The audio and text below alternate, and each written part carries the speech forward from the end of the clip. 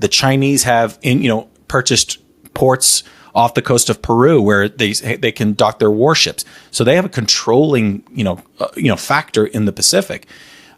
In Chile, back about 6 months ago, the entire power grid went down. Well, who controls 91% of the power grid in Chile?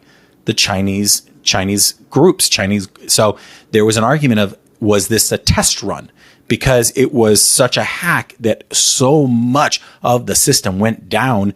95% of the country lost power. The entire country lost power for days. So there was an argument of saying, was this a test run for the U.S.? Listen, if you wanted to strike within the United States, there's no forces that can come, and invade us. Yes, that's the joy of the Pacific and the Atlantic. So how do you strike us? Strike us from the inside out. And having these coders that were in position to possibly put malicious code, you have also a lot of land that's owned by Chinese government groups, Chinese companies. We know that most of them are supported by the CCP. What are they doing on this land? We know that there's hundreds of acres outside bases that are owned. We just saw an amazing strike by Israelis on Tehran.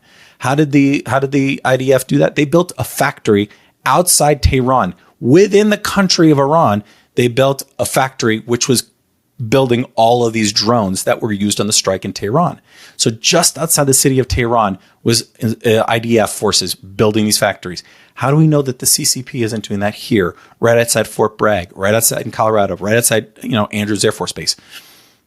These are all the pieces we have to think about, and this is one of the pieces. Hey, if they were working on the cloud systems, how do we know that they didn't embed something? Obviously, I hope Deputy or Secretary of Defense Hegseth is conducting the investigation, but then we have to really look at our structure inside and how vulnerable we are. Power grid, cloud systems, all of that. Yeah.